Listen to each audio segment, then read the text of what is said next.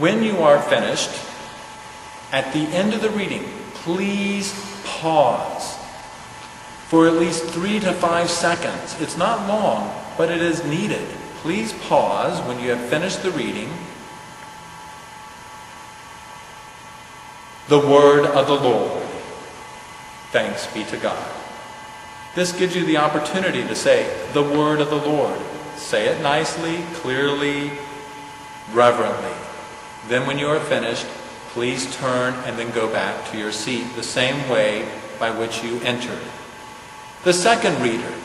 Everything I have just said is true for the second reader. After the responsorial psalm, take your time, come forward, enter into the ambo. Now, if the first reader, if the first reading and the second reading are side by side, your reading is here. Otherwise, please turn the page. Again, there's no need to raise the ribbon or anything. Simply turn the page. The second reader may need to change the microphone. If you need to, you may lower or raise it according to your height. And then make the proclamation of that second reading.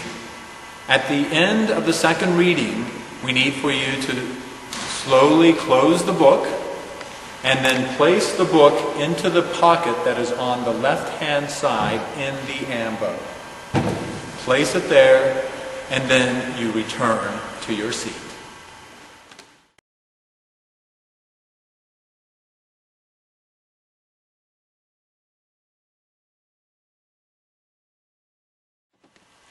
Whether you are the first reader or the second reader, it matters not.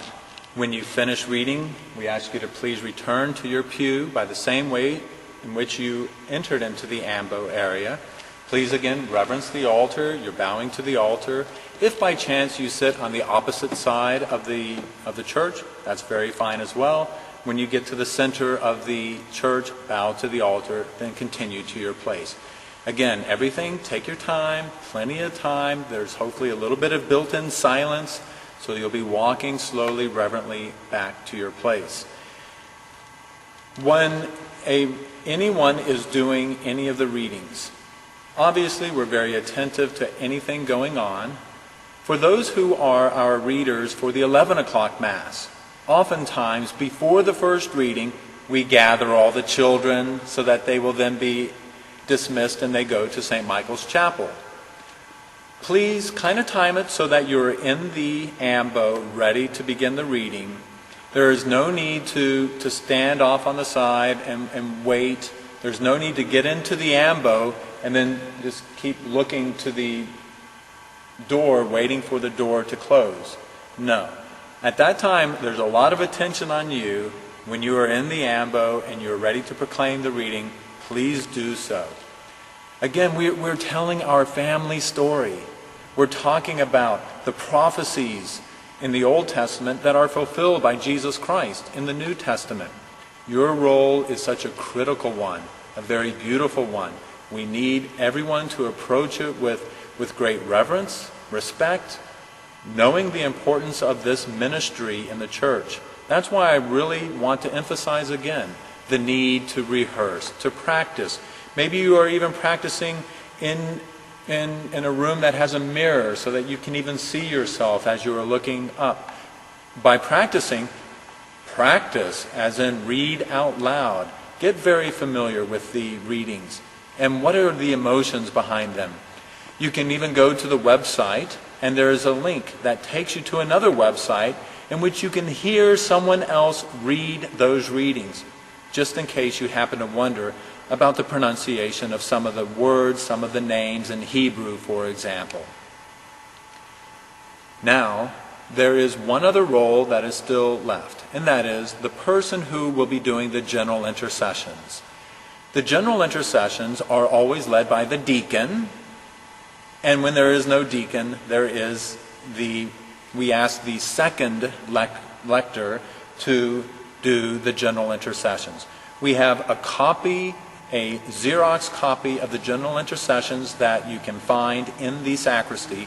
Please read that ahead of time.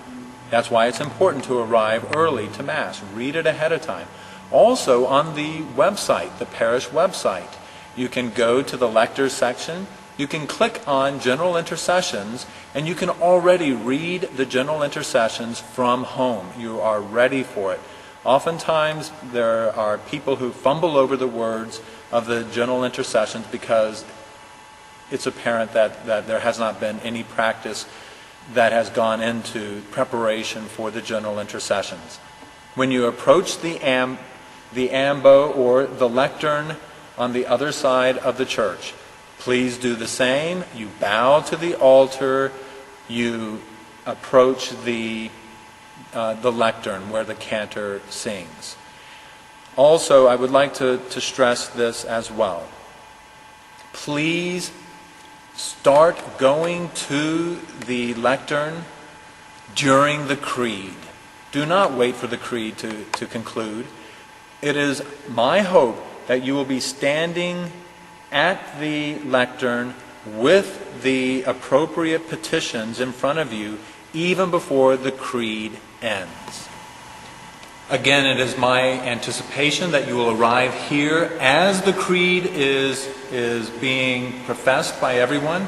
You arrive here, you make sure that the appropriate petitions are in front of you, you wait, and then at the end of the creed, the priest always has an introductory paragraph introducing the petitions.